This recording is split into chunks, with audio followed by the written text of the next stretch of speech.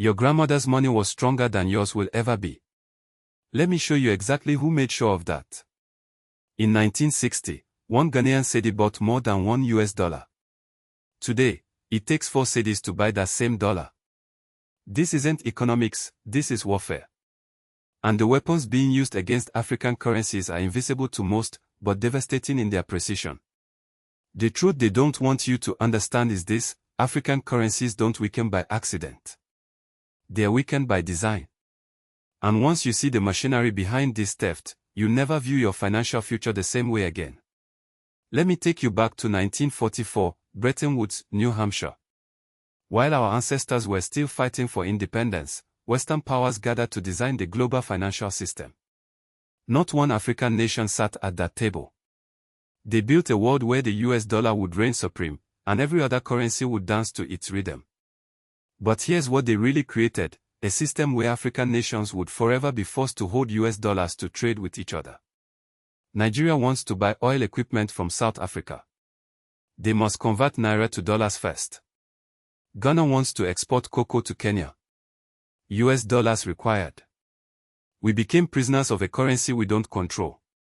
This is the first mechanism: forced dependence. African central banks must hold massive reserves of US dollars and euros just to keep their economies functioning. When the Federal Reserve prints more dollars, as they did $4.2 trillion during the pandemic, it dilutes the value of every African currency holding those dollars. The second weapon is debt conditioning. The World Bank and IMF don't just lend money, they restructure entire economies.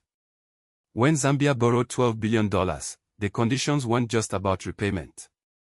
They were forced to peg their currency, remove trade barriers, and prioritize exports over local industry. The kwacha lost 40% of its value in 2 years. See the pattern. Borrow in foreign currency, export raw materials, import finished goods. It's the colonial model dressed in economic terminology. The third mechanism will shock you: commodity price manipulation. Africa produces 60% of the world's cobalt, 70% of its cocoa, and massive amounts of gold and oil. Yet African nations have almost no control over the prices of their own resources. Cocoa prices are set in London and New York, not Accra or Abidjan. When Western chocolate companies want higher profits, they simply beat down cocoa prices. Ghana's economy contracts, the cedi weakens, and the people who grow the cocoa can't afford the chocolate made from their beans. France perfected this system with the CFA franc. 14 African nations still use a currency controlled by the French treasury. Their foreign reserves, $20 billion, sit in French banks. When Ivory Coast wanted to build infrastructure, France decided how much CFA they could print. This isn't partnership, it's remote-controlled economics.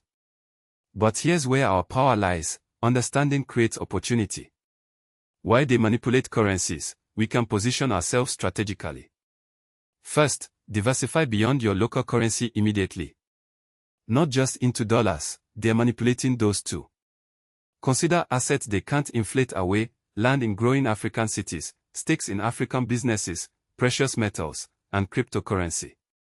Second, invest in the Africa rising narrative, not the Africa-dependent story. Ethiopian Airlines didn't wait for Western approval, they built the largest airline network in Africa. Equity Bank in Kenya didn't copy Western models, they created mobile banking for African realities.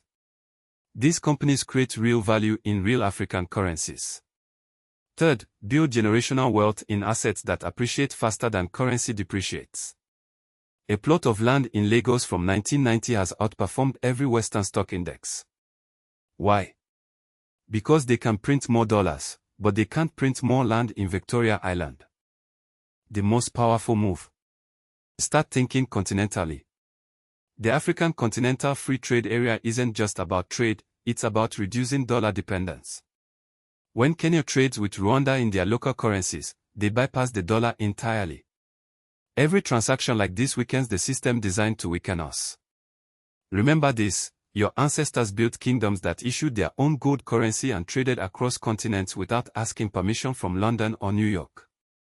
That same blood flows through your veins. The manipulation is real.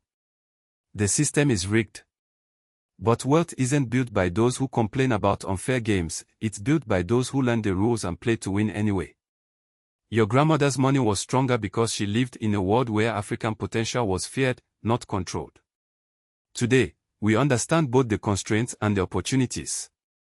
Follow Ponor lens, and let's transform that knowledge into the wealth our ancestors always intended us to build.